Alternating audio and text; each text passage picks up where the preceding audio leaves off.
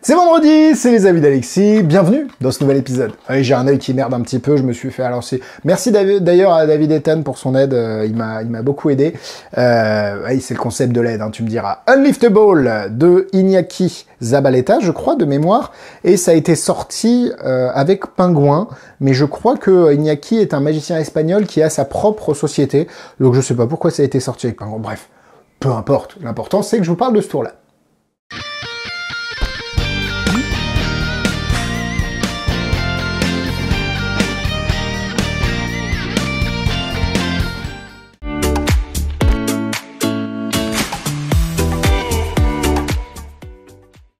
Alors on est plus sur un effet qu'un tour, c'est plutôt quelque chose que vous allez utiliser en convincer, par exemple d'une pseudo-hypnose ou d'une hypnose. Par contre, en tour en lui-même, c'est plutôt un effet, un bridging effect, un effet entre deux tours.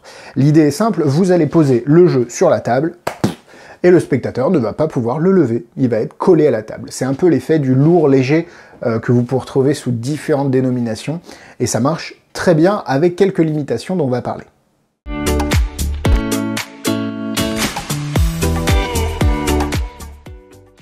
Unliftable est vendu au prix de 34,90 € chez Marchand de Trucs. 3 raisons. La carte fidélité, vous avez 10%. Vous pouvez soutenir les avis. Non, vous pouvez soutenir. Ça fait très bizarre sinon.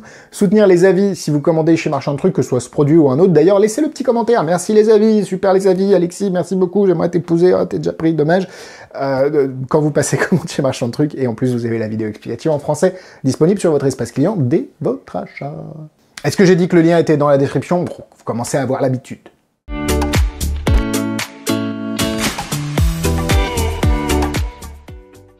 Avant de vous montrer le contenu très simple de la boîte, vous pouvez aller voir le Patreon. Le Patreon, c'est une plateforme où je publie une vidéo par semaine, le mardi, en plus du vendredi sur YouTube. YouTube, vous gardez, ça c'est gratuit, c'est moi qui donne.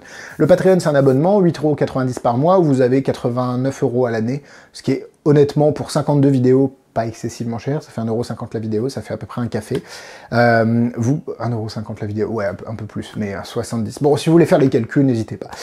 Vous avez en plus des pins, vous avez en plus des concours, des lives, des vlogs, bref, c'est très... Je trouve que c'est cool, c'est un espace où on partage. Je vous partage aussi des vidéos que je n'avais pas publiées depuis 10 ans, bref, il y a plein de trucs. C'est un peu mon espace à moi où je me fais kiffer, et j'espère que ça vous fait plaisir aussi. À l'intérieur de la boîte de Unliftable, abonnez-vous à cette chaîne aussi, c'est gratuit. Vous avez reçu deux choses, vous avez reçu la vidéo explicative, très simple, enfin, c'est même pas une vidéo, je crois, c'est un texte, et vous avez reçu le gimmick. Alors, cet étui de bicycle ressemble à un bicycle, mais n'est pas un étui de bicycle. Je pense que ça a été soit acheté en Chine, soit fabriqué spécialement. Donc, ça fera la blague pour des gens qui ne connaissent pas les étuis. Si vous connaissez un peu des étuis de bicycle, on sent que c'est pas un vrai. Pas un problème, rassurez-vous. Cet étui a été truqué. Je ne sais pas si je peux trop montrer l'arrière. C'est un peu la limite du truc, c'est que vous ne pouvez pas... Enfin, vous pouvez flasher très simplement, mais vous ne pouvez pas mettre l'emphase sur l'étui. Donc c'est, comme je l'ai dit, un tour intéressant pour faire un lien entre deux effets. Par contre, c'est pas quelque chose sur lequel vous allez vous passer plus de 2-3 minutes. L'idée est simple, du coup, vous allez poser cet étui sur une surface, on verra les limitations des surfaces dans les points négatifs et positifs juste après, et le spectateur va essayer de tirer le jeu, de le lever, et le spectateur ne peut pas. Évidemment, le but, c'est pas de lui dire « Tiens, essaye de le lever ». Non, c'est plutôt de dire « Tiens, je te retire la force, et maintenant, il t'est impossible de lever l'étui ». C'est plus smart de faire comme ça, parce qu'on n'est pas... Ça s'éteint, c'est pas grave, ça veut dire que c'est bientôt fini. Le but, c'est pas de rentrer dans un conflit avec le spectateur, c'est plutôt de lui induire quelque chose, type pseudo-hypnose ou hypnose, ça peut être un convinceur pour de l'hypnose, et derrière, aller lui retirer de la force de manière assez explicite, parce que là, c'est un effet mécanique plus que de l'hypnose que vous avez induit. Mais les deux peuvent fonctionner ensemble. C'est très bien fabriqué, évidemment, il y a une petite subtilité qui permet au magicien de le lever sans aucun problème. Bien fabriqué, ça marche, avec quelques limitations, mais honnêtement, pas déçu du tout de ce que j'ai reçu.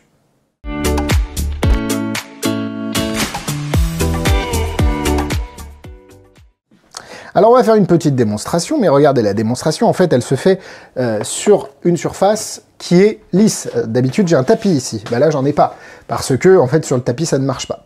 Il faut que la surface soit le plus lisse possible. Donc, évidemment, si vous avez du carrelage, du marbre ou du métal comme ça, du verre, ça marche très bien. Et là, le spectateur ne peut pas lever. Alors, attendez, il faut juste que je fasse ça. Le là, je tire vraiment. Alors, je tire pas de toutes mes forces, mais je tire vraiment assez pour normalement le soulever. Normalement, ça doit pouvoir marcher. Et quand le magicien le fait, il vient. Et là, je le soulève sans aucun problème. Le spectateur, s'il veut le lever... Alors, attendez, parce qu'il faut tester la surface. Hein, mais là, s'il veut le lever... J'ai essayé tout à l'heure, j'arrivais à lever en même temps le plateau. Alors, je vais pas le faire parce que je vais pas abîmer le gimmick, mais vraiment, si on met de la force, on y arrive. C'est un peu comme... et encore... Là, vraiment, je tire comme un âne. Hein. Après, faut évidemment pas que ça abîme l'étui. Mais vous comprenez bien le principe. Et quand je claque des doigts, je peux, comme je veux, récupérer l'étui. Donc, c'est très intelligent et c'est surtout vachement variable. Vous pouvez le faire dans plein de situations. Comme je l'ai dit, il faut juste tester la surface en amont.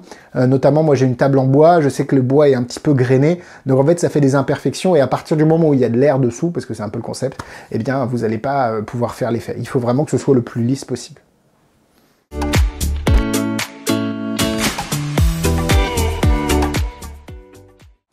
Allez, c'est parti pour les points négatifs. Bah, comme vous l'avez vu, vous avez une limite sur les surfaces que vous allez pouvoir faire. Donc toujours tester en amont. Et en fait, si vous allez faire des tours sur des manches de boue qui ont déjà une nappe, ça va pas marcher. Il faut vraiment être sur une surface un peu dédiée. Donc sur une table où il y a souvent des nappes sur les tables. Donc c'est un peu limitant à ce niveau-là. Il faut vraiment voir si votre environnement est propice à cet effet-là. Pareil, il faut pas que ça reste un défi dans le spectateur parce que lui, il va vouloir le soulever coûte que coûte, quitte à vous lâcher, à vous péter l'étui ou autre. Alors que si vous dites, essaye de le soulever sans forcer, mais essaye juste de le soulever, je retire complètement ta force, boum, il va pas y arriver, il va pas forcer outre mesure, parce que non, vous lui avez retiré sa force. Donc attention à la façon dont vous allez le présenter, et puis à qui vous allez le présenter. Généralement, c'est mieux de le faire à des femmes, parce qu'elles sont moins débiles que les hommes, hein, c'est de manière générale, et elles vont pas forcer en mode, ah non, mais moi, il y a des gros muscles, je peux le louer. Donc, attention à qui, quelle horrible interprétation d'un homme un peu musclé, que je ne suis pas. Mais en tout cas, attention à qui vous allez faire cet effet. Et nous, on passe au point positif. Donc c'est basé sur un principe mécanique. D'ailleurs, Tenyo avait sorti quelque chose d'assez similaire, et en fait, eux, ils fournissaient carrément la plaque dessous, parce que ils étaient bien conscients des limites de l'effet. C'est assez intelligent, ça marche très bien quand c'est sur la bonne surface. J'aime beaucoup la petite subtilité que le magicien puisse déclencher ou non, enfin, puisse lever facilement l'étui. Sans pour autant attirer la suspicion du spectateur sur le fait qu'on ait fait quoi que ce soit.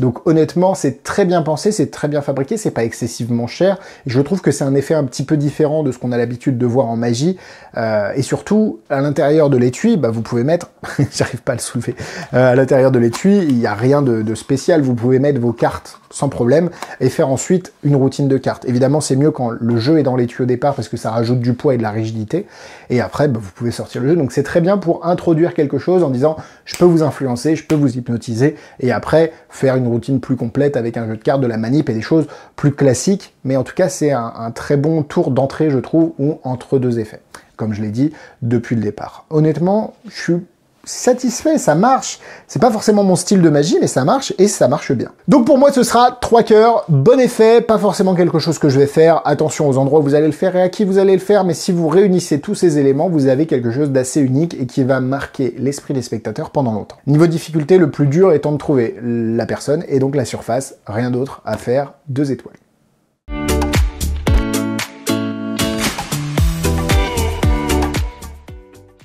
En produit similaire, vous avez la boîte de Tenyo, je sais plus, c'était Impossible Case ou quelque chose comme ça. À mon avis, c'est exactement le même principe, hein. Vraiment exactement le même principe. Donc peut-être même que c'est Iñaki qui a travaillé avec Tenyo pour créer cet effet. Mais ça marche bien, c'était plus une boîte en plastique dans laquelle vous pouviez mettre des choses de mémoire. Et non, très sympa aussi, mais un autre style, un autre look pour l'effet. Voilà, la vidéo est terminée, merci à vous de l'avoir suivi. Instagram, YouTube, Facebook, tout est dans la description. On se retrouve mardi prochain sur le Patreon, vendredi sur YouTube, et Unliftable, Unliftable, non, en un lift, en ce moment c'est Roland Garros pendant que je tourne, donc c'est un lift de tennis, voilà. Non, c'est nul, hein. N'hésitez pas à mettre votre commentaire. Comme d'habitude, vous serez de toute façon meilleur que moi. Mardi sur le Patreon, vendredi sur YouTube, prenez soin de vous. Bisous, bisous!